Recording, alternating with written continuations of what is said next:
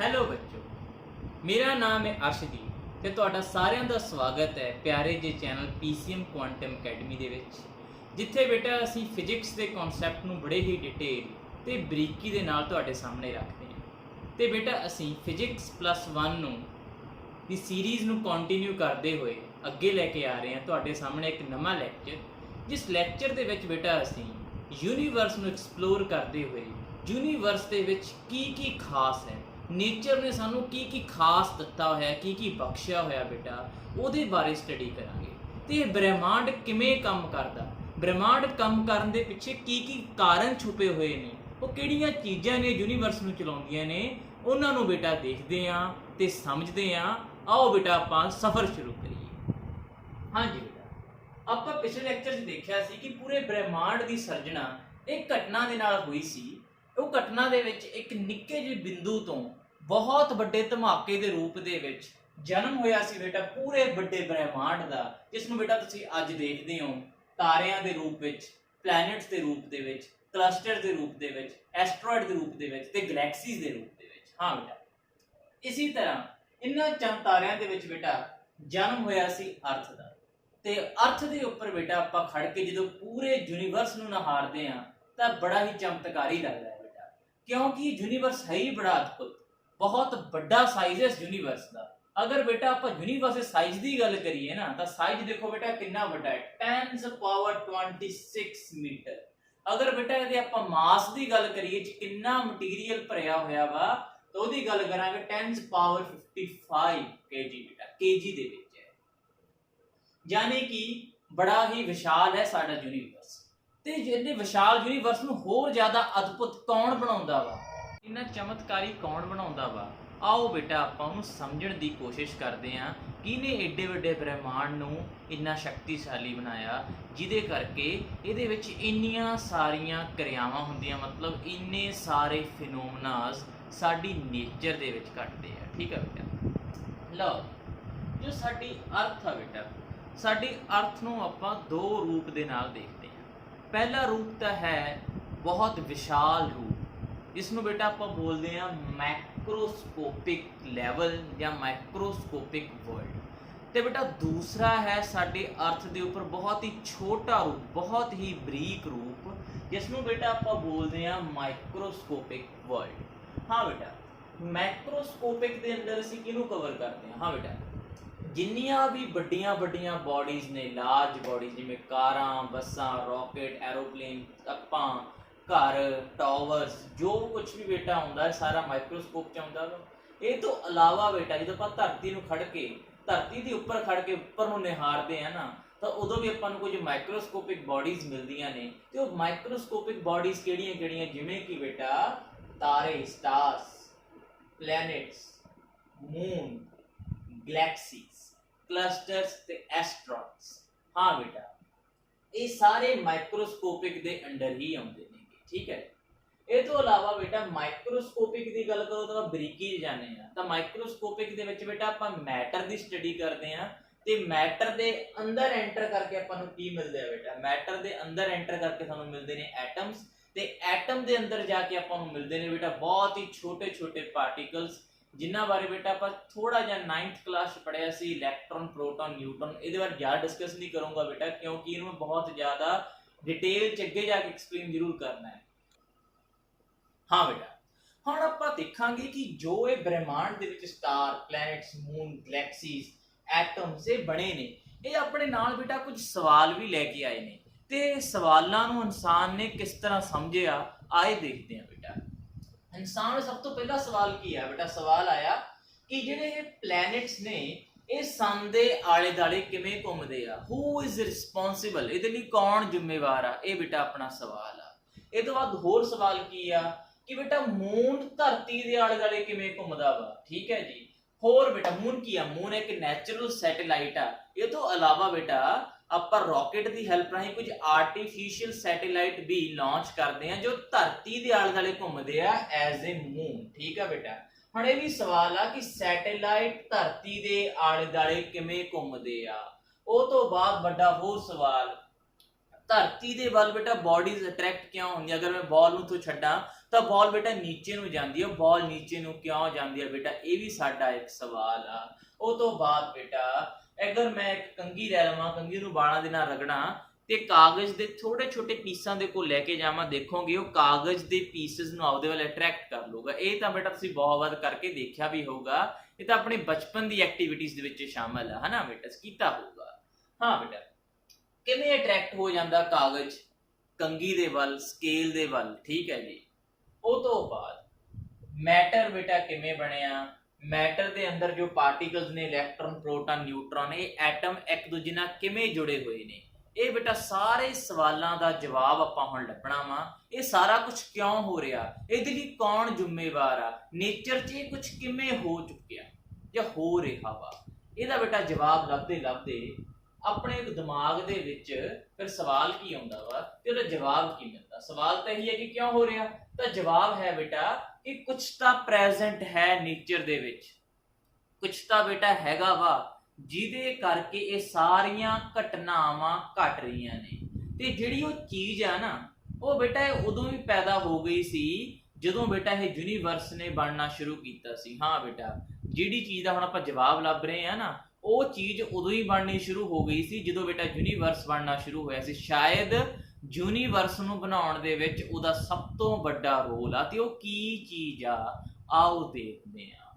ਹਾਂ ਬੇਟਾ, when the universe is formed, at that time some things are formed which makes possible of working of universe। ਹਾਂ ਬੇਟਾ, ਜਦੋਂ universe ਬਣ ਰਿਹਾ ਸੀ ਤਾਂ ਉਦੋਂ ਕੁਝ ਇਹੋ ਜਿਹੀਆਂ ਚੀਜ਼ਾਂ ਵੀ ਪੈਦਾ ਹੋ ਗਈਆਂ ਸੀ ਜਿਹੜੀਆਂ ਬੇਟਾ ਇਸ ਸਮੇਂ ਯੂਨੀਵਰਸ ਨੂੰ ਵਰਕ ਕਰਾਉਣ 'ਚ ਹੈਲਪ ਕਰ ਰਹੀਆਂ ਨੇ। ਤੇ ਉਹ ਚੀਜ਼ਾਂ ਉਸੇ ਤਰ੍ਹਾਂ ਦੀਆਂ ਨੇ ਜਿਵੇਂ ਬੇਟਾ ਕਾਰ ਨੂੰ ਚਲਾਉਣ ਲਈ ਕਿਸ ਚੀਜ਼ ਦੀ ਜ਼ਰੂਰਤ ਹੁੰਦੀਆਂ ਨੇ? ਇੰਜਣ ਦੀ ਜ਼ਰੂਰਤ। ਹਾਂ ਬੇਟਾ, ਜਿਸ ਤਰ੍ਹਾਂ ਇੱਕ ਕਾਰ ਨੂੰ ਚੱਲਣ ਲਈ ਇੰਜਣ ਦੀ ਜ਼ਰੂਰਤ ਹੁੰਦੀ ਹੈ ਨਾ, ਉਸੇ ਤਰ੍ਹਾਂ ਬੇਟਾ ਯੂਨੀਵਰਸ ਨੂੰ ਚੱਲਣ ਲਈ ਵੀ ਕੁਝ ਚੀਜ਼ਾਂ ਦੀ ਜ਼ਰੂਰਤ ਆ। ਤੇ ਯੂਨੀਵਰਸ ਨੂੰ ਚੱਲਣ ਦੇ ਲਈ ਉਹ ਚੀਜ਼ਾਂ ਕਿਹੜੀਆਂ ਨੇ? ਆਓ ਬੇਟਾ ਹੁਣ ਆਪਾਂ ਡਿਸਕਸ ਕਰਦੇ ਹਾਂ। ਹਾਂ ਬੇਟਾ, ਉਹ ਚੀਜ਼ਾਂ ਕੀ ਨੇ ਜੋ ਕੁਦਰਤ ਨੇ ਸਾਨੂੰ ਦਿੱਤੀਆਂ, ਯੂਨੀਵਰਸ ਨੇ ਸਾਨੂੰ ਦਿੱਤੀਆਂ, ਜਿਹਦੇ ਕਰਕੇ ਖੁਦ ਯੂਨੀਵਰਸ ਬੇਟਾ ਕੰਮ ਕਰਦਾ ਵਾ? ਉਹ ਨੇ ਬੇਟਾ ਕੁਝ ਫੋਰਸਿਸ। ਯੈਸ, ਫੋਕਸ ਕਰ ਲਓ ਬੇਟਾ ਇੱਥੇ। ਨੇਚਰ ਨੇ ਸਾਨੂੰ ਬੇਟਾ ਕੁਝ ਫੋਰਸਿਸ ਦਿੱਤੀਆਂ ਜਿਨ੍ਹਾਂ ਦੇ ਕਰਕੇ ਬੇਟਾ ਸਾਡੀ ਅਰਥ ਦੀ ਐਗਜ਼ਿਸਟੈਂਸ ਪੋਸੀਬਲ ਹੋ ਸਕੀ, ਜਿਹਦੇ ਕਰਕੇ ਸਾਡੀ ਧਰਤੀ ਬਣੀ, ਜਿਹਦੇ ਕਰਕੇ ਸਾਡਾ ਬ੍ਰਹਿਮੰਡ ਬਣਿਆ। ਹਾਂ ਬੇਟਾ, ਤੇ ਇਹੀ ਉਹ ਫੋਰਸਿਸ ਨੇ ਜਿਹੜੀਆਂ ਫੋਰਸਿਸ ਪੂਰੇ ਯੂਨੀਵਰਸ ਨੂੰ ਰਨ ਕਰਦੀਆਂ, ਮਤਲਬ ਪੂਰੇ ਯੂਨੀਵਰਸ ਨੂੰ ਚਲਾਉਂਦੀਆਂ ਨੇ। ਇਹ ਜਿਹੀਆਂ ਕਿਹੜੀਆਂ ਫੋਰਸਿਸ ਪੈਦਾ ਹੋ ਗਈਆਂ ਜਿਹੜੀਆਂ ਫੋਰਸਿਸ ਬੇਟਾ ਪੂਰੇ ਜਹਾਨ ਨੂੰ ਚਲਾਉਂਦੀਆਂ, ਪੂਰੀ ਧਰਤੀ ਨੂੰ ਚਲਾਉਂਦੀਆਂ ਨੇ? ਆਓ ਥੋੜਾ ਜਿਹੀ ਨਿਗਾਹ ਮਾਰ ਕੇ ਦੇਖਦੇ ਹਾਂ। ਹਾਂ ਬੇਟਾ, ਜਿਹੜੀਆਂ ਇਹ ਫੋਰਸਿਸ ਨੇ ਬੇਟਾ, ਇਹ ਦੋਨੇ ਲੈਵਲ ਤੇ ਕੰਮ ਕਰਦੀਆਂ। ਇਹ ਮਾਈਕਰੋਸਕੋਪਿਕ ਤੇ ਵੀ ਕੰਮ ਕਰਦੀਆਂ ਤੇ ਮਾਈਕਰੋ ਤੇ ਵੀ ਕਰਦੀਆਂ, ਯਾਨੀ ਕਿ ਇਹ ਵੱਡੇ ਪੈਮਾਨੇ ਤੇ ਵੀ ਕੰਮ ਕਰਦੀਆਂ ਤੇ ਛੋਟੇ ਪੈਮਾਨੇ ਤੇ ਵੀ ਕੰਮ ਕਰਦੀਆਂ ਨੇ। ਤੇ ਨੇਚਰ ਵਿੱਚ ਇਹ ਫੋਰਸਿਸ ਕਿਹੜੀਆਂ-ਕਿਹੜੀਆਂ ਨੇ, ਆਓ ਬੇਟਾ ਡਿਸਕਸ ਕਰਦੇ ਹਾਂ। ਸਭ ਤੋਂ ਪਹਿਲਾਂ ਦੇਖੀਏ ਉਹ ਫੋਰਸਿਸ ਜਿਹੜੀਆਂ ਬੇਟਾ ਸਾਨੂੰ ਸਟਾਰ, ਪਲੈਨਟ, ਮੂਨ, ਗੈਲੈਕਸੀਜ਼, ਕਲਸਟਰਸ ਤੇ ਐਸਟਰੋਇਡਸ ਦੇ ਵਿੱਚ ਦੇਖਣ ਨੂੰ ਮਿਲਦੀਆਂ ਨੇ। ਤੇ ਉਹ ਤਾਂ ਬੇਟਾ ਸਭ ਤੋਂ ਸਿੰਪਲੀ ਆਪਾਂ ਨੂੰ ਅਬਜ਼ਰਵ ਕਰ ਸਕਦੇ ਹਾਂ ਆਪਣਾ ਡੇਲੀ ਲਾਈਫ ਦੇ ਵਿੱਚ। ਇਹਨਾਂ ਨੂੰ ਮਹਿਸੂਸ ਕਰਨਾ ਬੜਾ ਸੌਖਾ ਵਾ ਤੇ ਪ੍ਰੈਕਟੀਕਲੀ ਬੇਟਾ ਆਪਾਂ ਕਰਕੇ ਵੀ ਦੇਖਾਂਗੇ। ਸੋ ਸਭ ਤੋਂ ਪਹਿਲੀ ਫੋਰਸ ਕਿਹੜੀ ਹੈ ਬੇਟਾ? ਸਭ ਤੋਂ ਪਹਿਲੀ ਫੋਰਸ ਹੈ ਬੇਟਾ ਗ੍ਰੈਵਿਟੇਸ਼ਨਲ ਫੋਰਸ ਤੇ ਦੂਸਰੀ ਹੈ ਬੇਟਾ ਸਾਡੇ ਕੋਲ ਇਲੈਕਟ੍ਰੋਸਟੈਟਿਕ ਫੋਰਸ। ਤੇ ਇਲੈਕਟ੍ਰੋਸਟੈਟਿਕ ਫੋਰਸ ਨੂੰ ਬੇਟਾ ਇਲੈਕਟ੍ਰੋਮੈਗਨੈਟਿਕ ਫੋਰਸ ਵੀ ਕਹਿੰਦੇ ਨੇ। ਨੋਟ ਕਰ ਲਓ ਬੇਟਾ, ਇਸ ਨੂੰ ਇਲੈਕਟ੍ਰੋਮੈਗਨੈਟਿਕ ਫੋਰਸ ਜਾਂ ਇਲੈਕਟ੍ਰੋਸਟੈਟਿਕ ਫੋਰਸ ਵੀ ਕਿਹਾ ਜਾਂਦਾ। ਇਹ ਉਹ ਦੋ ਫੋਰਸਸ ਨੇ ਜਿਹੜੀਆਂ ਬੇਟਾ ਮੈਕਰੋ ਮਤਲਬ ਲਾਰਜ ਸਕੇਲ ਤੇ ਦੇਖਣ ਨੂੰ ਮਿਲਦੀਆਂ ਨੇ, ਤੇ ਬੇਟਾ ਦੂਜੇ ਪਾਸੇ ਛੋਟੇ ਸਕੇਲ ਮਤਲਬ ਐਟਮਸ ਦੇ ਅੰਦਰ ਜੋ ਆਪਾਂ ਨੂੰ ਫੋਰਸਸ ਦੇਖਣ ਨੂੰ ਮਿਲਦੀਆਂ, ਜੋ ਕਿ ਮਾਈਕਰੋਸਕੋਪਿਕ ਲੈਵਲ ਤੇ ਮਿਲਦੀਆਂ ਨੇ ਬੇਟਾ। ਉਹ ਕਿਹੜੀਆਂ-ਕਿਹੜੀਆਂ ਨੇ ਬੇਟਾ? ਉਹ ਵੀ ਦੋ ਹੀ ਫੋਰਸਸ ਨੇ। ਇੱਕ ਹੈਗੀ ਹੈ ਬੇਟਾ ਸਟਰੋਂਗ ਨਿਊਕਲੀਅਰ ਫੋਰਸ, ਦੂਸਰੀ ਹੈ ਵੀਕ ਨਿਊਕਲੀਅਰ ਫੋਰਸ। ਹਾਂ ਬੇਟਾ, ਤੇ ਇਹ ਨੇਚਰ ਦੀਆਂ ਚਾਰ ਅਦਭੁਤ ਫੋਰਸਸ ਜੋ ਸਾਨੂੰ ਬਲੈਸਡ ਕੀਤੀਆਂ ਨੇ ਨੇਚਰ ਨੇ। ਇਹਨਾਂ ਨੂੰ ਬੇਟਾ ਬੜੇ ਹੀ ਡਿਟੇਲ 'ਚ ਸਮਝਣਾ ਸਾਡੀ ਜ਼ਿੰਮੇਵਾਰੀ ਬਣਦੀ ਹੈ। ਅਗਰ ਬੇਟਾ ਇਸ ਨੂੰ ਸਮਝ ਹੀ ਨਹੀਂ ਪਾਵਾਂਗੇ ਤਾਂ ਸਾਡੀ ਫਿਜ਼ਿਕਸ ਪੜ੍ਹਨ ਦਾ ਕੋਈ ਪਰਪਸ ਬਣਦਾ ਹੀ ਨਹੀਂ ਹੈ। ਇਸ ਕਰਕੇ ਬੇਟਾ ਮੈਂ ਸਾਰੀਆਂ ਫੋਰਸਸ ਨੂੰ ਬੜੀ ਹੀ ਡਿਟੇਲ ਦੇ ਵਿੱਚ ਤੇ ਬੜੀ ਹੀ ਬਰੀਕੀ ਦੇ ਨਾਲ ਤੁਹਾਨੂੰ ਬੇਟਾ ਮੈਂ ਸਮਝਾਉਂਗਾ। ਤੇ ਸਭ ਤੋਂ ਪਹਿਲਾਂ ਬੇਟਾ ਆਪਾਂ ਗੱਲ ਕਰਦੇ ਹਾਂ ਇੱਕ ਇਹੋ ਜਿਹੀ ਫੋਰਸ ਜਿੰਨਾ ਚਾਰਾਂ ਵਿੱਚੋਂ ਇੱਕ ਫੋਰਸ ਆ, ਆਪਾਂ ਸਿੱਧਾ ਬੇਟਾ ਉਹਦੇ ਕੋਲ ਨਹੀਂ ਪਹੁੰਚਾਂਗੇ। ਸਭ ਤੋਂ ਪਹਿਲਾਂ ਬੇਟਾ ਨੂੰ ਆਪਾਂ ਨੇਚਰ ਦੇ ਵਿੱਚ ਅਬਜ਼ਰਵ ਕਰਾਂਗੇ ਕਿ ਉਹ ਫੋਰਸ ਸਾਨੂੰ ਕਿੱਥੇ ਦੇਖਣ ਨੂੰ ਮਿਲਦੀ ਆ, ਤੇ ਬਹੁਤ ਸਾਰੀਆਂ ਬੇਟਾ ਐਗਜ਼ਾਮਪਲਸ ਦੇ ਨਾਲ ਤੁਹਾਨੂੰ ਉਹ ਫੋਰਸ ਨੂੰ ਮੈਂ ਤੁਹਾਡੇ ਰੂਬਰੂ ਕਰਵਾਉਂਗਾ। ਹਾਂ ਬੇਟਾ, ਉਹ ਕਿਹੜੀ ਫੋਰਸ ਹੈ ਜਿਸ ਫੋਰਸ ਦੇ ਕਰਕੇ ਬੇਟਾ ਧਰਤੀ ਤੇ ਬਾਕੀ ਜਿੰਨੇ ਵੀ ਪਲੈਨਟਸ ਨੇ, ਠੀਕ ਹੈ ਬੇਟਾ, ਉਹ ਕਾਹਦੇ ਵਿੱਚ ਨੇ? ਉਹ ਹੈਗੇ in line in the proper position in their orbits around the sun. ਹਾਂ ਬੇਟਾ, ਉਹ ਫੋਰਸ ਦੇ ਕਰਕੇ ਹੀ ਪਲੈਨਟਸ ਤੇ ਧਰਤੀ ਇੱਕ ਫਿਕਸ ਪੋਜੀਸ਼ਨ ਦੇ ਵਿੱਚ ਸਨ ਦੇ ਆਲੇ ਦੁਆਲੇ ਆਰਬਿਟਸ ਦੇ ਵਿੱਚ ਕੀ ਕਰਦੇ ਨੇ ਬੇਟਾ? ਘੁੰਮਦੇ। ਠੀਕ ਹੈ ਬੇਟਾ, ਉਹ ਤੋਂ ਇਲਾਵਾ ਦੂਸਰਾ ਸਵਾਲ ਕੀ ਹੈ? ਹਾਂਜੀ ਬੇਟਾ, ਇੱਕ ਇਹੋ ਜਿਹੀ ਫੋਰਸ ਵੀ ਹੈ ਜਿਸ ਫੋਰਸ ਦੇ ਕਰਕੇ ਜੋ ਗੈਸਸ ਸਨ ਦੇ ਆਲੇ ਦੁਆਲੇ ਪ੍ਰੈਜ਼ੈਂਟ ਨੇ, ਉਹ ਸਾਰੀਆਂ ਗੈਸਸ ਨੂੰ ਬੇਟਾ ਉਹਨੇ ਬਾਈਂਡ ਕਰਕੇ ਰੱਖਿਆ ਹੋਇਆ ਹੈ। ਇਸੇ ਤਰ੍ਹਾਂ ਬੇਟਾ ਤਾਂ ਆਪਣੇ ਧਰਤੀ ਦੇ ਆਲੇ ਦੁਆਲੇ ਜੋ ਐਟਮੋਸਫੀਅਰ ਹੈ ਨਾ, ਉਹ ਐਟਮੋਸਫੀਅਰ ਉਹਨੇ ਖਿੱਚ ਕੇ ਰੱਖਿਆ ਹੋਇਆ ਉਹਦੇ ਵੱਲ, ਜਿਹਦੇ ਕਰਕੇ ਸਾਰੀਆਂ ਗੈਸਸ ਧਰਤੀ ਦੇ ਆਲੇ ਦੁਆਲੇ ਇੱਕ ਲਿਫਾਫੇ ਦੀ ਤਰ੍ਹਾਂ, ਇੱਕ ਐਨਵੈਲਪ ਦੀ ਤਰ੍ਹਾਂ ਫੈਲੀਆਂ ਹੋਈਆਂ, ਇੱਕ ਲਪੇਟਿਆ ਹੋਇਆ ਧਰਤੀ ਨੂੰ ਗੈਸਸ ਨੇ। ਉਹ ਤੋਂ ਇਲਾਵਾ ਬੇਟਾ ਉਹ ਕਿਹੜੀ ਫੋਰਸ ਆ ਜਿਹਦੇ ਕਰਕੇ ਚੰਦ ਧਰਤੀ ਦੇ ਆਲੇ ਦੁਆਲੇ ਘੁੰਮਦਾ? ਉਹ ਕਿਹੜੀ ਫੋਰਸ ਆ ਜਿਹਦੇ ਕਰਕੇ ਬੇਟਾ ਸੈਟੇਲਾਈਟ ਧਰਤੀ ਦੇ ਆਲੇ ਦੁਆਲੇ ਘੁੰਮਦੇ ਆ? ਉਹ ਕਿਹੜੀ ਫੋਰਸ ਆ ਬੇਟਾ ਜਿਹਦੇ ਕਰਕੇ ਓਸ਼ੀਅਨ ਦੇ ਵਿੱਚ ਲਹਿਰਾਂ ਪੈਦਾ ਹੁੰਦੀਆਂ? ਦੇਖੋ ਬੇਟਾ, ਸਮੁੰਦਰ 'ਚ ਕਿੱਡੀਆਂ ਕਿੱਡੀਆਂ ਲਹਿਰਾਂ ਉੱਠਦੀਆਂ ਨੇ। ਉਹ ਲਹਿਰਾਂ ਉੱਠਣ ਦਾ ਕੀ ਕਾਰਨ ਆ? ਉਹਦੇ ਪਿੱਛੇ ਬੇਟਾ ਇਹ ਫੋਰਸ ਹੀ ਜ਼ਿੰਮੇਵਾਰ ਆ। ਹਾਂ ਬੇਟਾ, ਇਹੀ ਉਹ ਫੋਰਸ ਆ ਜਿਹਦੇ ਕਰਕੇ ਆਪਾਂ ਧਰਤੀ ਦੇ ਉੱਪਰ ਚੱਲ ਸਕਦੇ ਹਾਂ। ਹਾਂਜੀ, ਚੱਲਣ ਦੇ ਲਈ ਵੀ ਇਹੀ ਫੋਰਸ ਜ਼ਿੰਮੇਵਾਰ ਆ, ਤੇ ਇਹੀ ਫੋਰਸ ਦੇ ਕਰਕੇ ਜੋ ਕੁਝ ਬੇਟਾ ਧਰਤੀ ਦੇ ਉੱਪਰ ਹੈ ਨਾ, ਸਾਰਾ ਕੁਝ ਅਰਥ ਦੇ ਵੱਲ ਅਟਰੈਕਟ ਹੋ ਜਾਂਦਾ ਲਾਈਕ ਦਿਸ। ਦੇਖੋ ਮੇਰਾ ਪੈਨ ਨੀਚੇ ਨੂੰ ਗਿਆ, ਧਰਤੀ ਨੇ ਅਟਰੈਕਟ ਕੀਤਾ, ਇਹੀ ਉਹ ਫੋਰਸ ਆ। ਤੇ ਬੇਟਾ ਇਹ ਫੋਰਸ ਕਿਹੜੀ ਆ? ਹਾਂਜੀ, ਹੁਣ ਦੇਖਦੇ ਹਾਂ। ਹਾਂਜੀ, ਇਹ ਫੋਰਸ ਹੈ, ਇਟਸ ਕਾਲਡ ਗ੍ਰੈਵੀਟੇਸ਼ਨਲ ਫੋਰਸ। ਹਾਂਜੀ ਬੇਟਾ, ਜਿਹੜੀ ਇਹ ਗ੍ਰੈਵੀਟੇਸ਼ਨਲ ਫੋਰਸ ਆ, ਇਹਦੀ ਬੇਟਾ ਜੋ ਸਟੱਡੀ ਹੈ ਨਾ, ਉਹ ਸਟੱਡੀ ਬਹੁਤ 올ਡ ਆ।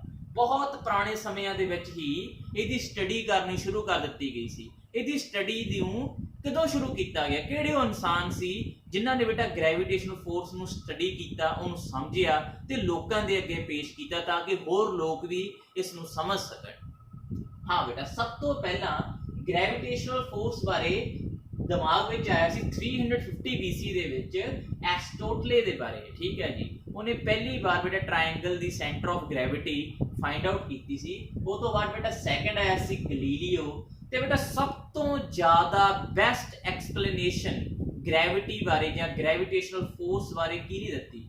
ਕਿਹਨੂੰ ਸਭ ਤੋਂ ਜ਼ਿਆਦਾ ਵਧੀਆ ਅਨੁਭਵ ਹੋਇਆ ਸੀ ਗ੍ਰੈਵੀਟੇਸ਼ਨ ਫੋਰਸ ਦਾ, ਤੇ ਉਹਨੇ ਦੁਨੀਆ ਦੇ ਅੱਗੇ ਬੜੇ ਹੀ ਸੋਹਣੇ ਢੰਗ ਦੇ ਨਾਲ ਕਿਵੇਂ ਗ੍ਰੈਵੀਟੇਸ਼ਨਲ ਫੋਰਸ ਕੰਮ ਕਰਦੀ ਹੈ ਤੇ ਕੀ ਹੁੰਦੀ ਆ ਦੁਨੀਆ ਸਾਹਮਣੇ ਪੇਸ਼ ਕੀਤਾ ਸੀ। ਤੇ ਉਹਨਾਂ ਦਾ ਨਾਮ ਸੀ ਬੇਟਾ ਇਸਾਕ ਨਿਊਟਨ ਜਾਂ ਸਰ ਇਸਾਕ ਨਿਊਟਨ। ਹਾਂ ਬੇਟਾ, ਸਰ ਇਸਾਕ ਨਿਊਟਨ ਨੇ ਬੇਟਾ 17ਵੀਂ ਸਦੀ ਦੇ ਵਿੱਚ 17th ਸੈਂਚੁਰੀ ਦੇ ਵਿੱਚ ਐਕਸਪਲੇਨ ਕੀਤਾ ਸੀ।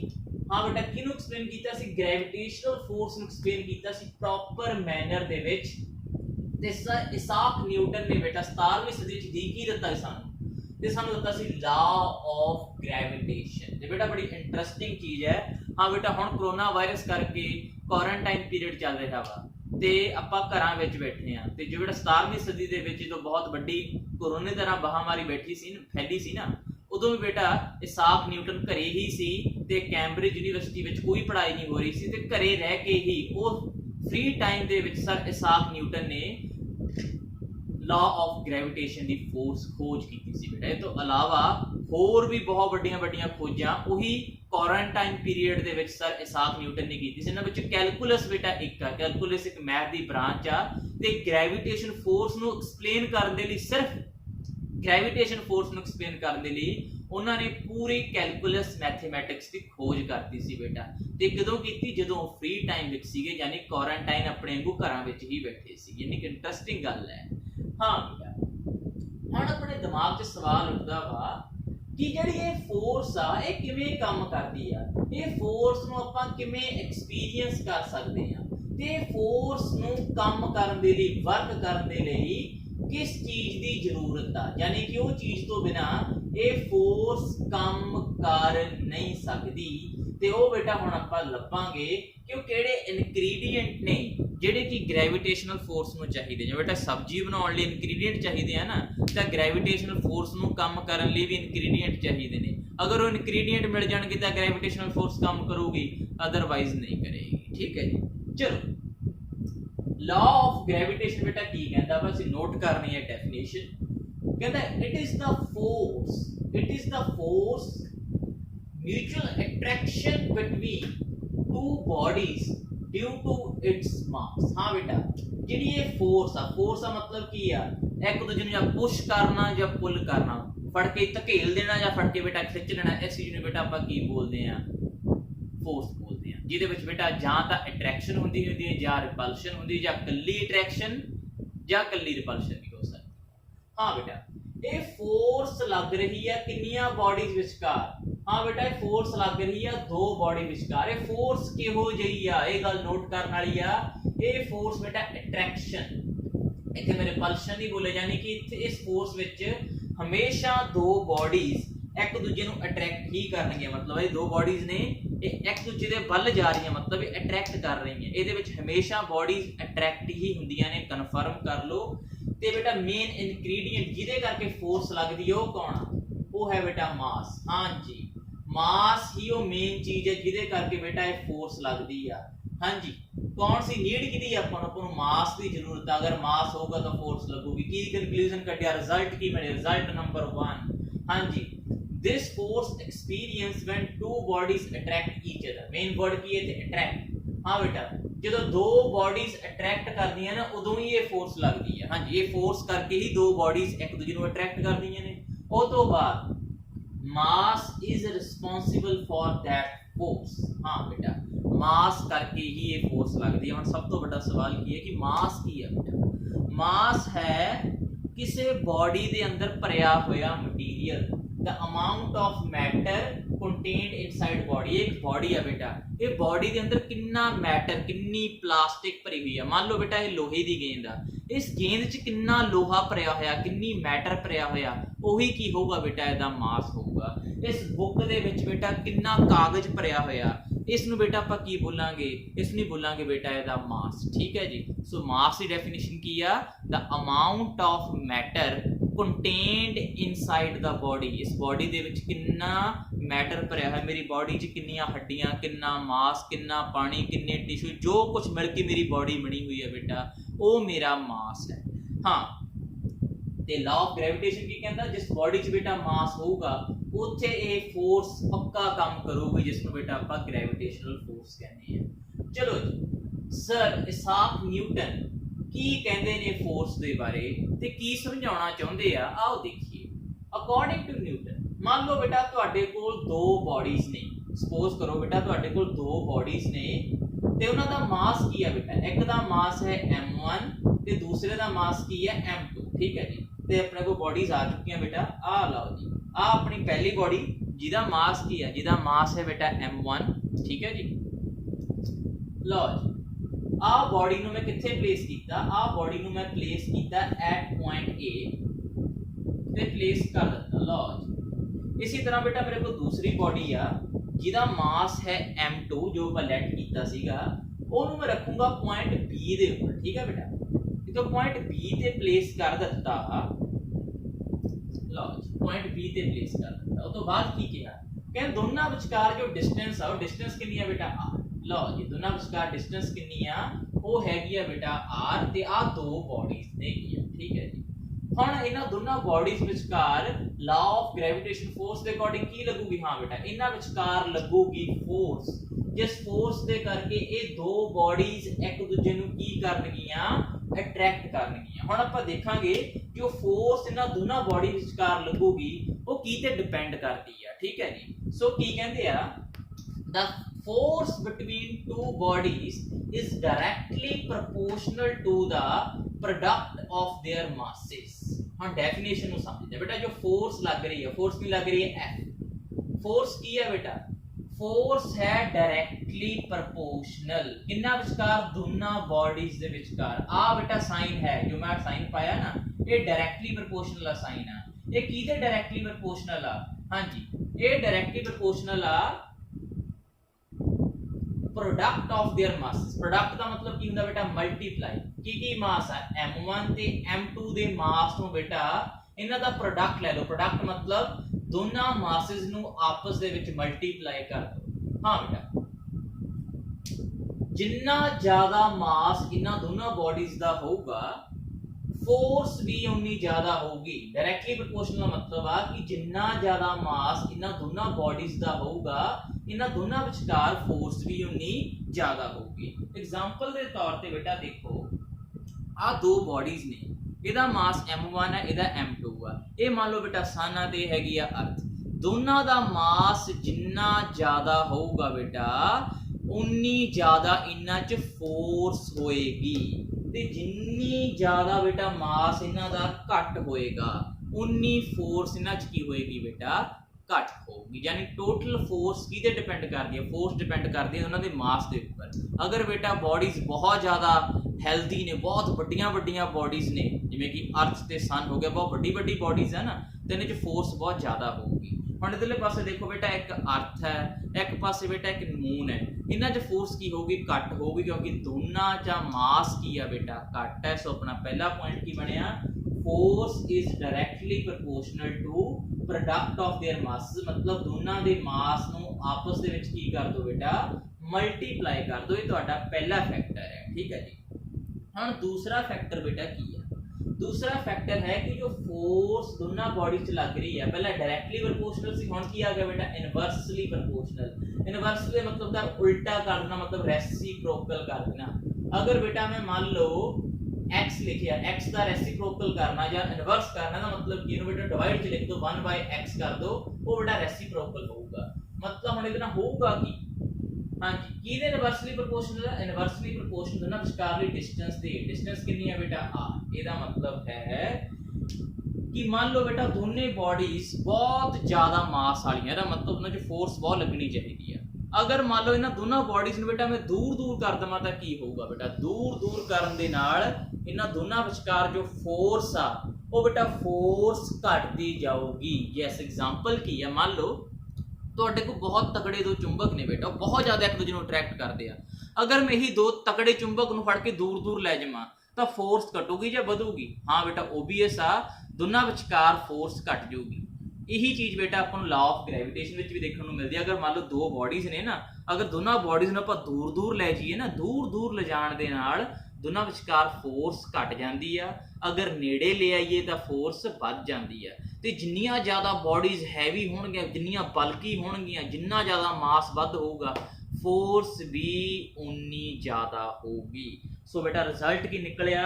रिजल्ट निकलिया जो फोर्स आ वो डिस्टेंस दे इनवर्सली प्रोपोर्शनल है। डिस्टेंस दे भी की? डिस्टेंस दे स्क्वायर दे। आ मेन चीज बेटा हुण आपां नोट करनी सी। फोर्स बेटा डिस्टेंस दे स्क्वायर दे नाल चेंज हुंदी है बेटा। डिस्टेंस दा स्क्वायर आ बेटा। हुण इक्वेशन नंबर 1 ते इक्वेशन नंबर 2 ਨੂੰ बेटा कंबाइन करके लिखांगे। सो F is directly proportional to m1 m2 and inversely proportional to r square। बेटा दोनों ਨੂੰ इकट्ठा करके लिखता। हां जी, हुण बेटा अपना नेक्स्ट स्टेप की है, प्रोपोर्शनैलिटी ਨੂੰ हटावांगे। यानी कि अब फोर्स ਨੂੰ एग्जैक्ट कैलकुलेट करना वा, यानी कि दी वैल्यू बिल्कुल दोनों दी बराबर होनी चाहिए है। यानी कि ਇਹਨੂੰ हटा के बेटा इत्थे मैं लगाना इक्वल टू दा साइन। ता इक्वल टू दा साइन ता लगूगा बेटा इत्थे अगर आप इंट्रोड्यूस करांगे एक कांस्टेंट, इनु आप इंट्रोड्यूस करना बेटा एक कांस्टेंट ਨੂੰ इंट्रोड्यूस करना ਜਿਹਨੂੰ बेटा आप g बोलते हैं। ये g ਨੂੰ बेटा सर ਇਸਾਕ ਨਿਊਟਨ ने पहली बार इंट्रोड्यूस किया सी। ਤੇ ਇਹ g ਦੀ ਵੈਲਿਊ ਇੱਥੇ ਪੁੱਟ ਕਰੇ ਬਿਨਾ बेटा ਆਪਾਂ फोर्स ਦੀ ਵੈਲਿਊ ਪ੍ਰੋਪਰ ਕੈਲਕੂਲੇਟ ਨਹੀਂ ਕਰ ਸਕਦੇ। एग्जैक्ट फोर्स ਨੂੰ ਕੈਲਕੂਲੇਟ ਕਰਨ ਲਈ ਇਹ g ਦੀ ਵੈਲਿਊ बेटा ਸਬਸਟੀਟਿਊਟ ਕਰਨੀ ਬਹੁਤ ਜ਼ਿਆਦਾ ਜ਼ਰੂਰੀ ਹੈ। ਇਸ ਨੂੰ बेटा ਬੋਲਦੇ ਆ यूनिवर्सल ग्रेविटेशनल कांस्टेंट। ਇਹਦੀ ਵੈਲਿਊ बेटा ਪੂਰੇ ਜਹਾਨ ਦੇ ਵਿੱਚ, ਪੂਰੇ ਬ੍ਰਹਿਮੰਡ ਦੇ ਵਿੱਚ, ਯੂਨੀਵਰਸ ਦੇ ਵਿੱਚ ਇੱਕੋ ਜੀ ਰਹਿੰਦੀ ਆ ਤੇ ਉਹ ਵੈਲਿਊ ਚੇਂਜ ਨਹੀਂ ਹੁੰਦੀ। ਤੇ ਉਹ ਵੈਲਿਊ ਕਿੰਨੀ ਹੁੰਦੀ ਆ बेटा? ਉਹਦੀ ਵੈਲਿਊ ਹੁੰਦੀ ਆ 6.67 10 पावर -11 न्यूटन मीटर स्क्वायर पर केजी स्क्वायर। बेटा याद रखो इनू बेटा ਆਪਾਂ बहुत प्रॉपर वे ਨਾਲ एक्सप्लेन ਕਰਾਂਗੇ ਜਦੋਂ ਆਪਾਂ ਗ੍ਰੈਵਿਟੇਸ਼ਨ ਚੈਪਟਰ ਨੂੰ ਸਟੱਡੀ ਕਰਾਂਗੇ ਫਿਊਚਰ ਦੇ ਵਿੱਚ, ਠੀਕ ਹੈ। ਹਾਂ बेटा दोनों ਨੂੰ ਕੰਬਾਈਨ ਕੀਤਾ, F is equal to G m1 m2 upon r square। This is your final formula which is given by Sir Isaac Newton in law of gravitational force, यानी कि जिन्ना ज़्यादा बेटा मास ਵੱਧ ਹੋਊਗਾ फोर्स ज़्यादा होगी, अगर बेटा डिस्टेंस ਵਧਾ ਦੋਗੇ ਤਾਂ फोर्स ਘਟਦੀ ਜਾਂਦੀ ਹੈ। Directly proportional to mass and inversely proportional to distance. ये दिमाग च गल क्लीयर कर लो, ठीक है बेटा। हाँ जी, अगर मान लो दो बॉडीज ने, एक दा मास है m1, दूसरे दा मास है m2, ਇਹਦਾ ਮਾਸ m1 5 ਆ, ਇਹਦਾ ਮਾਸ ਵੀ m2 5 ਆ, ਤਾਂ ਬੇਟਾ ਫੋਰਸ ਕਿੰਨੀ ਹੋਊਗੀ? ਫੋਰਸ ਹੋਊਗੀ ਇਹਨਾਂ ਦੇ ਮਾਸ ਨੂੰ ਮਲਟੀਪਲਾਈ ਕਰ ਦੋ, 5 ਨੂੰ ਬੇਟਾ 5 ਨਾਲ ਮਲਟੀਪਲਾਈ ਕੀਤਾ, m1 m2 ਤਾਂ 5 × 5 ਕਿੰਨਾ ਆ ਗਿਆ? 25। हाँ बेटा, ਹੁਣ बॉडीज बॉडी ले लो जिन्हां दा मास ज़्यादा है। हाँ बेटा, ਹੁਣ ਕੀ ਹੋਊਗਾ? मान लो ਇਹਦਾ मास 10 है, ਇਹਦਾ भी 10 है, ਤਾਂ ਫਿਰ 10 × 10 ਕਿੰਨਾ ਆ ਗਿਆ बेटा? 100। देखो कितना फर्क पै गया, मास चेंज करना फोर्स च कितना फर्क पै गया। देखो बेटा, इत्थे फोर्स 25, इत्थे फोर्स किन्नी बेटा? इत्थे हैगी आ 100, यानी कि जिन्ना मास वधदा जाऊगा फोर्स वधदी जाऊगी। ये तो इस तरह अट्रैक्ट करनगे एक दूजे को, ते बेटा किस तरह अट्रैक्ट करनगे? ये इस तरह अट्रैक्ट करनगे, बहुत ज़्यादा घट फोर्स दे नाल अट्रैक्ट करनगे, ठीक है। मान लो हुण आपां ही डिस्टेंस दे ये सानू मास दा कॉन्सैप्ट समझाया सी कि मास नाल फोर्स दे उपर की असर पैंदा। मैं डिस्टेंस दा बेटा कोई कॉन्सैप्ट नहीं लिया, हुण मैं डिस्टेंस दा कॉन्सैप्ट लऊंगा ते आपां नू पता फोर्स बेटा डिस्टेंस दे स्क्वायर नाल घटदी है। अगर मान लो मैं डिस्टेंस बेटा 2 मीटर लवां तां 2 दा की हो जाऊगा? स्क्वायर।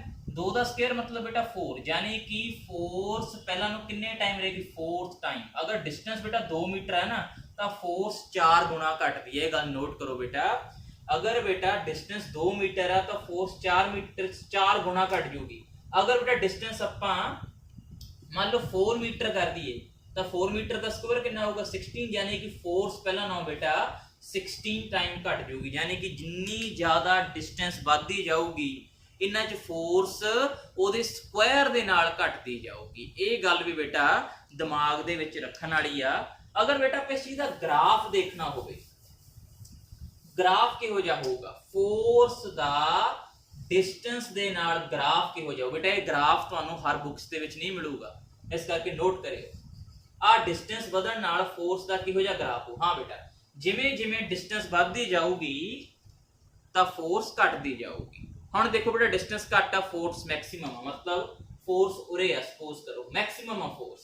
जिमें जिमें डिस्टेंस बढ़ती जाऊगी फोर्स घटती जाऊगी, लेकिन बेटा फोर्स स्क्वायर दे नाल घटनी है तो ग्राफ बेटा इस तरह का जाऊगा। लो आ होगा तुहाडा ग्राफ डिस्टेंस दा फोर्स दे नाल। अगर मान लो बेटा दोने बॉडीज दा मास बिल्कुल सेम हो गई, जिन्ना मास m1 आ उन्ना ही मास m2 आ, ते मान लो m दे बराबर। हुण ये ग्राफ किहो जिहा होऊगा बेटा? हाँ, ये ग्राफ होऊगा लाइक दिस। जिन्नी ज़्यादा बेटा ग्राफ आ, ये फोर्स तो हुण आपां मास ना देखते हैं, हुण दोनों का मास बिल्कुल सेम आ, तो m नूं n नाल मल्टीप्लाई कीता तो की आऊगा बेटा? इत्थे आऊगा m दा स्क्वायर।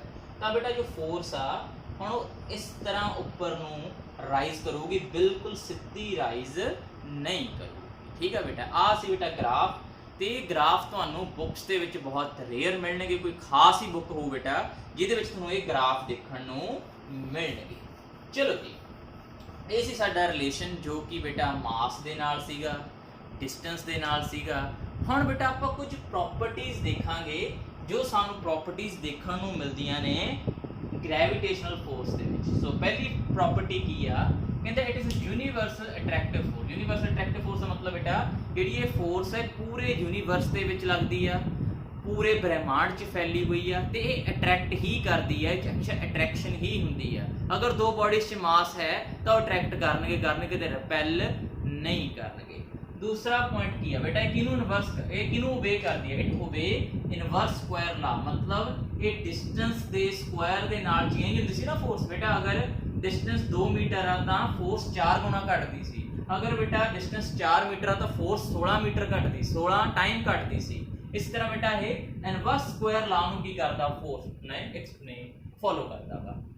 ये बेटा लॉन्ग रेंज फोर्स है। लॉन्ग रेंज मतलब बहुत ही ज़्यादा दूर तक फैली हुई, पूरे ब्रह्मांड दे विच फैली हुई आ, ते इस नूं बेटा ये फोर्स नूं कम करन दे लई किसी भी मीडियम की जरूरत नहीं है। हाँ बेटा, इस नूं कम करन दे लई कोई स्पैसिफिक मीडियम की जरूरत नहीं, कि ये पानी च लगूगी जां बेटा ये ऑयल च लगूगी जां हवा च लगूगी, ना बेटा ये हर जगह लगती है, चाहे उत्थे एयर होवे एयर ना होवे वैक्यूम होवे जो मर्जी होवे बेटा, ये फोर्स ब्रह्मांड दे हर खुंजे दे विच लगदी है। ये सोच लो तुसीं, बहुत लॉन्ग रेंज है बेटा। उस तो बाद the force between two bodies does not depends upon the presence of other bodies। मान लो आ दो बॉडी विचकार फोर्स लग रही है बेटा, ਤੇ ਆ ਤੀਜੀ ਬॉडी ਕੋਲੇ ਆ ਤਾਂ ਤੀਜੀ ਬॉडी ਇਹਨਾਂ ਦੋਨਾਂ ਬॉडीज ਦੀ ਫੋਰਸ ਨੂੰ ਡਿਸਟਰਬ ਨਹੀਂ ਕਰੂਗੀ। ਸਪੋਜ਼ ਕਰੋ ਬੇਟਾ ਦੋ ਬॉडी ਫੋਰਸ ਲੱਗ ਰਹੀ ਹੈ, ਤੀਜੀ ਬॉडी ਉਰੇ ਆ ਤੇ ਤੀਜੀ ਬॉडी ਇਹਨਾਂ ਦੋਨਾਂ ਵਿਚਕਾਰਲੀ ਫੋਰਸ ਨੂੰ ਡਿਸਟਰਬ ਨਹੀਂ ਕਰੂਗੀ। ਜਿਵੇਂ ਫੋਰਸ ਬੇਟਾ ਹੁਣ ਧਰਤੀ ਦੇ ਮੂਨ ਵਿਚਕਾਰ ਲੱਗ ਰਹੀ ਹੈ, ਜਿਹਦੇ ਕਰਕੇ ਮੂਨ ਧਰਤੀ ਦੇ ਉੱਪਰ ਆਲੇ ਦੁਆਲੇ ਘੁੰਮ ਰਿਹਾ ਵਾ। ਇਸੇ ਤਰ੍ਹਾਂ ਬੇਟਾ सन ते अर्थ विचकार जो ग्रेविटेशन फोर्स, इहदे करके अर्थ बेटा सन दे आले दुआले सन बेटा अर्थ दी ते मून दी ग्रेविटेशन फोर्स नूं डिस्टर्ब नहीं करदा। उस तो बाद अगला पॉइंट की है, देखो बेटा पूरे जहान 'च फोर्स लगदी आ, चंद तारियां 'च लगदी आ, धरती मून 'च लगदी आ, धरती ते सन विचकार लगदी आ, लेकिन ये नेचर दी सब तो कमजोर फोर्स है। बेटा तुहानूं कोई सवाल करे कि कुदरत दी सब तो कमजोर वीकेस्ट फोर्स किहड़ी है, तो आंसर की है बेटा, आंसर है कि ये सब तो कमजोर फोर्स तुहाडी ग्रेविटेशन फोर्स आ। हाँ बेटा उस तो बाद आखिरी पॉइंट की है, it is central force. Central force मतलब ये हमेशा बेटा अगर मान लो दो बॉडीज के सेंटर में अगर आप इस लाइन ना ज्वाइन कर दिए ना, तो हमेशा एक दूसरे सेंटर में जिथे लाइन जाके ज्वाइन कर दी उस सेंटर में अट्रैक्ट करते, मतलब ये दो बॉडीज के सेंटर ਨੂੰ अट्रैक्ट करदियां ने। इस करके बेटा इसनों ਆਪਾਂ ਕੀ ਬੋਲਦੇ ਆ central force acting along the line joining the centre of two bodies. हमेशा उधर ਨੂੰ अट्रैक्ट होणगे जिथे बेटा दो बॉडी ਦੀ सेंटर ਨੂੰ ਇੱਕ ਲਾइन ज्वाइन करदी ਹੋਵੇ। ਉਸ ਤੋਂ ਬਾਅਦ ਮੰਨਿਆ ਜਾਂਦਾ ਕਿ बेटा ਇਹ ਜਿਹੜੀ ਇਹ फोर्स आ ਇਹ ਕਿਹਦੇ ਕਰਕੇ ਲੱਗਦੀ ਹੈ, ਮੰਨਿਆ ਜਾਂਦਾ ਜਦੋਂ ਫੋਰਸ ਲੱਗ ਰਹੀ ਹੁੰਦੀ ਹੈ ਕੁਝ ਗ੍ਰੈਵਿਟੋਨ ਨਾਂ ਦੇ ਕੁਝ ਪਾਰਟੀਕਲ ਆਪਸ ਚੇਂਜ ਹੁੰਦੇ ਆ। ਮੰਨ ਲਓ ਇਹ ਦੋ ਬॉडी ਜਦੋਂ ਇੱਕ ਦੂਜੇ ਗ੍ਰੈਵਿਟੇਸ਼ਨ ਫੋਰਸ ਲਗਾਉਂਦੀਆਂ ਨੇ, ਇਹ ਇੱਕ ਦੂਜੇ ਦੀ ਗ੍ਰੈਵਿਟੋਨ ਐਕਸਚੇਂਜ ਕਰਦੀਆਂ, ਇਹ ਆਪਣੇ ਗ੍ਰੈਵਿਟੋਨ ਇਹਨੂੰ ਦਿੰਦੀਆਂ ਤੇ ਇਹ ਗ੍ਰੈਵਿਟੋਨ ਇਹਨੂੰ ਦਿੰਦੀਆਂ। ਪਰ बेटा ਹਜੇ ਇਹ ਜਿਹੜੀ ਸਟੱਡੀ ਹੈ ਰਿਸਰਚ ਦਾ ਵਿਸ਼ਾ ਵਾ, ਹਜੇ ਦੇ ਉੱਪਰ ਵਰਕ ਚੱਲ ਰਿਹਾ, ਇਹਦੇ ਬਾਰੇ बेटा ਆਪਾਂ ਕੋਈ ਕਨਫਰਮੇਸ਼ਨ नहीं देवांगे कि हाँ ये पक्का ग्रेविटोन करके हुंदा, नहीं बेटा हजे दे पर स्टडी चल रही है। मन्निया जाता शायद कि ग्रेविटोन करके ये चीज़ होई होवे।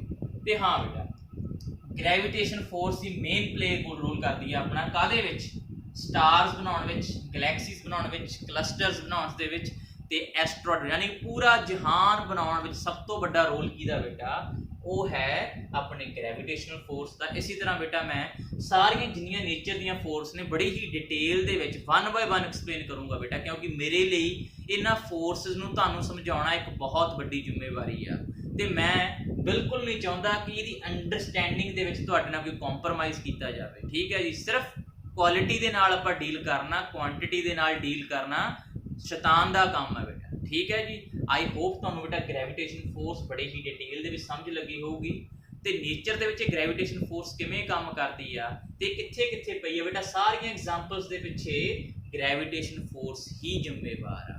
ठीक है बेटा, बड़ा ही डूंगा संबंध है अपना ग्रेविटेशन फोर्स दे नाल, अपना जीवन ग्रेविटेशन फोर्स दे नाल बड़ा ही डूंगाई दे नाल जुड़िया होया वा, तुहाडा तुरना तक भी ग्रेविटेशन फोर्स नाल जुड़िया होया। आई होप तुहानूं सारा लेक्चर बहुत वधिया लग्या होगा बेटा। Thank you, please like share and subscribe my channel PCM Quantum Academy for explore wonderful and beautiful science।